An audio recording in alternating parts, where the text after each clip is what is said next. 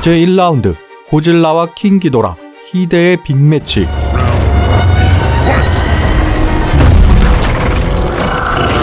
그리고 제2라운드 고질라와 킹콩, 거기에 메카 고지라, 역시나 히데의 빅매치였죠.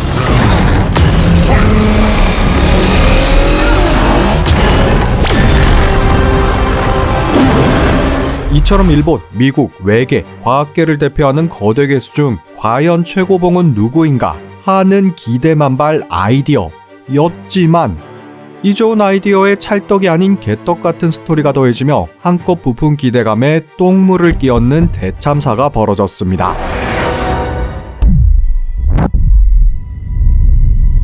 그 결과 각각 제작비 1억 7천만과 2억 달러 대비 흥행 성적은 겨우 3억 8천만과 4억 5천만 달러. 잘해야 본전치기 수준이었죠. 그럼 왜 몬스터버스의 3, 4탄은 망했던 것일까요? 스토리가 어떠했기에 노잼이 되었을까요? 따라서 이번 영상에서는 이에 대한 분석, 이름하여 소문난 괴수들의 잔치, 지금 바로 시작해보겠습니다.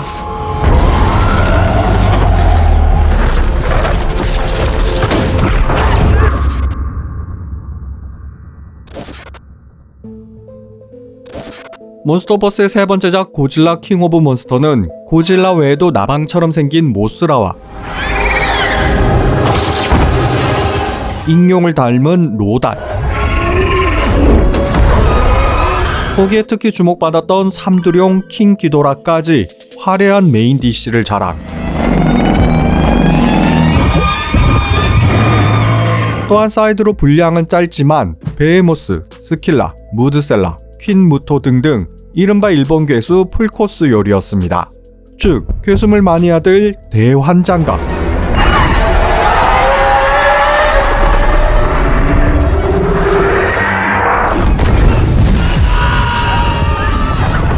나아가 이들에 대한 외형 묘사도 기대 이상, 또 그 전투신도 훌륭했다 할 수 있습니다.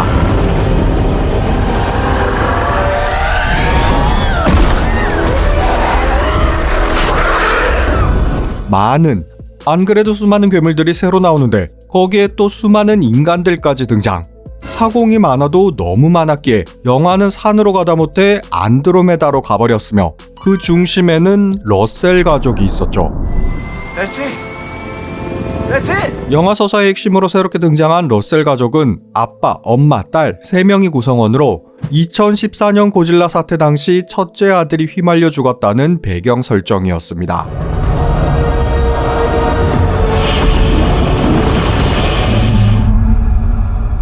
따라서 그 원흉이 되는 고질라에게 깊은 원한을 갖고 있었는데, 하지만 그에 반해 행동은 정반대로 이해 불가.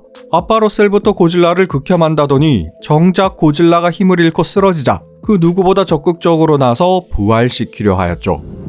How many nukes do you have? Why? We can help him. 아니, 고질라 싫다면서요. 그리고 폭탄 맞고 쓰러진 애한테 핵폭탄을 터뜨린다고요? 무슨 이열치열 전법인가요?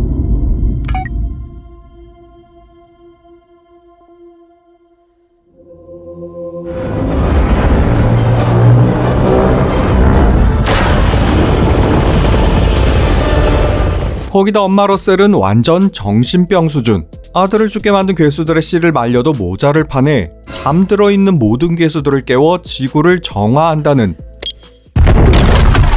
그러니까 뜬금 인류를 말살해야 한다는 얼빠진 논리를 펼치는데, We are the infection, and so will we, unless we restore balance. 혁신적인 또라이다! 아니 어머니, 아들 죽인 건 괴수들이라고요. 그게 아니면 뭐 아들 죽은 마당에 다 같이 죽자는 놀부심보인가요? 또 인류 멸망을 외치면서 정작 딸을 구하기 위해선 순교자처럼 희생하는 모습이라니.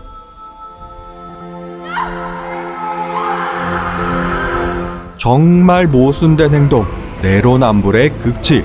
따라서 이 부분은 감동은커녕 어떤 공감도, 이해도 되지 않았습니다.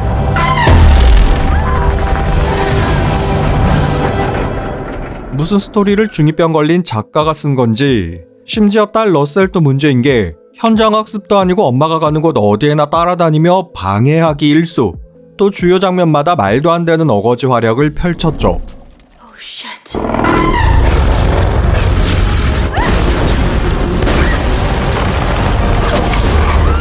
그 결과 핵심이 되는 괴수들보다 이 셋의 분량이 더 많았기에 이게 괴수 영화인지 아니면 가족모험 영화인지 가늠할 수 없었습니다.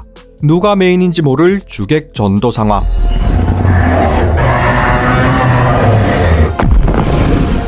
그리고 문제는 이들뿐 아니라 괴수 자체에도 많았다는 것이죠.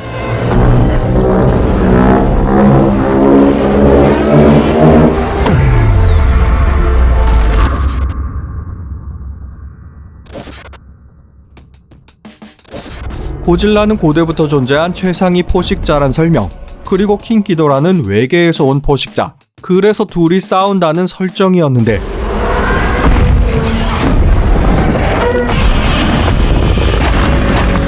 그럼 여기서 저 큰 덩치의 킹기도라는 어떻게 지구에 왔던 것일까요?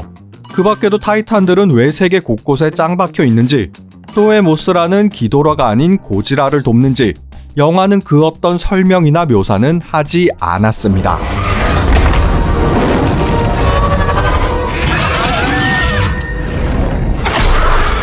물론 이런 배경들이 설명되면 좋겠지만 괴수물에서 그 모든 걸 다 설명한다는 것은 사족, 즉 액션만 잘 뽑아낸다면 크게 문제될 건 없었죠.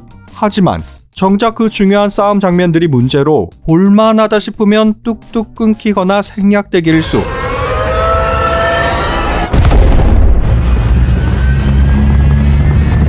이처럼 결정적인 장면에서 급 줌아웃 된다던가 불필요한 장면으로 급 넘어가는 등 액션조차 제대로 보여주지 못했습니다. 그 밖에도 맥락 없는 중국 배우 끼워 넣기도 여전. Slaying dragons is a Western concept. In the East, they are sacred. Divine creatures third. 반면 1편부터 등장한 핵심 캐릭터 세리자와 박사는 희생. 정말.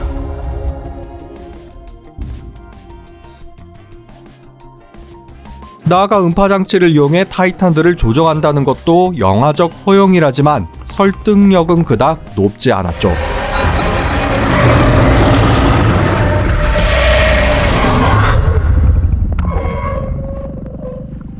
따라서 흥행도 4편 중 가장 별로, 국내 관객 수도 꼴랑 35만으로 처참. 그렇게 소문난 괴수잔치는 겉보기만 요란한 대환장 난리브루스로 막을 내렸습니다. 그럼 마지막 사탄, 고질라 대 콩은 왜 망했을까요?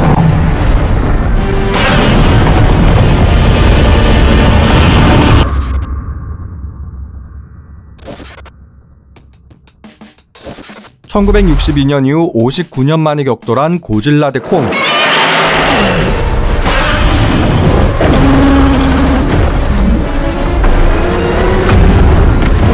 메인 괴수 킹콩이 등장하기까지 단 48초. 시원시원하고 파격적인 전개였습니다.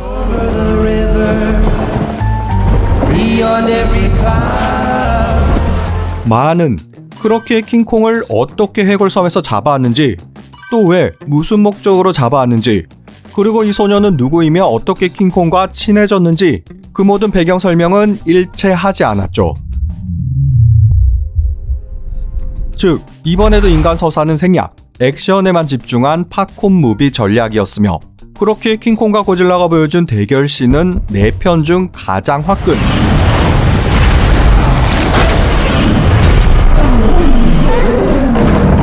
그것도 롱테이크로 보여준 시가전이었던 만큼 많은 부분 퍼시픽 림을 연상케 했습니다.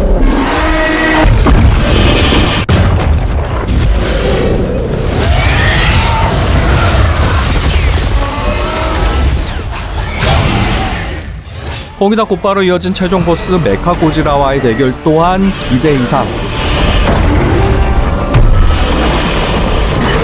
2021년 영화로 보여줄 수 있는 최고의 CG 기술을 이용해 그 어느 때보다 멋진 최고의 액션들을 뽑아냈고, 이 부분만 본다면 정말 인정하지 않을 수 없었죠.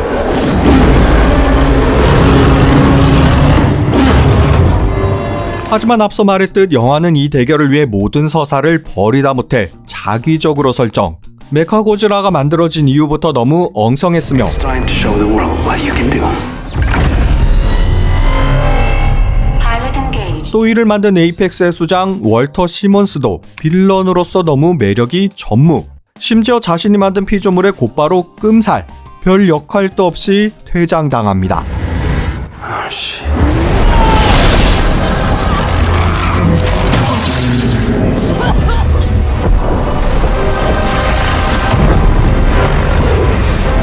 거기다 갑자기 등장한 지구 공동설 할로우 어스와 킹콩들이 문명을 이루고 살았다는 설정도 뜬금포.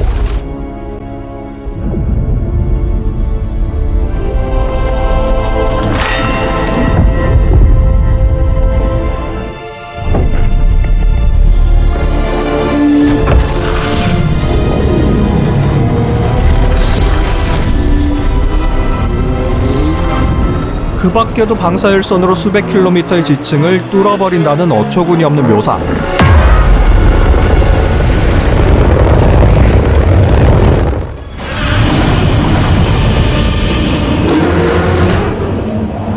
또 그 뚫린 구멍으로 순식간에 이동해 결국 다시 만나는 두 괴수.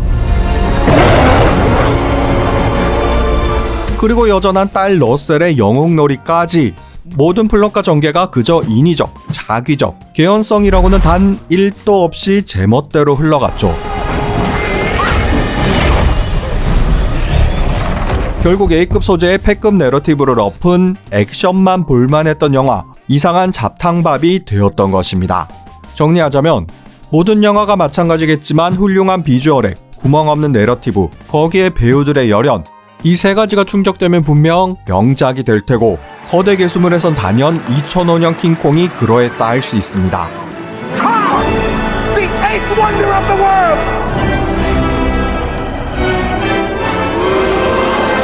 그리고 몬스터버스 첫 타자 2014년 고질라는 비록 어두운 화면이 치명적인 단점으로 작용했지만 인간 서사와 괴수 액션의 조화를 이뤄내며 꽤 높은 완성도를 보였죠.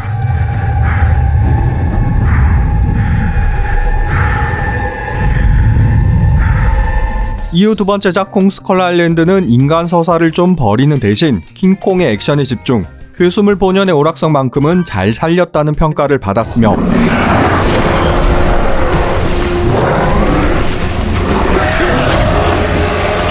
세 번째 고질라 킹 오브 몬스터는 인간 서사도 액션도 모두 망친 케이스.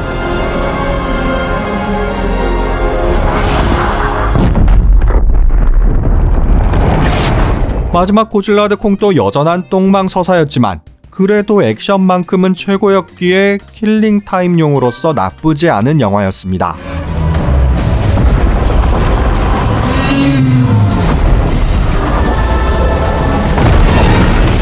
그러니까 몬스터버스는 서사와 액션의 접점을 찾지 못했고 그에 따라 점점 비주얼에만 집중하며 단순 오락 영화에 그쳤던 것이었죠.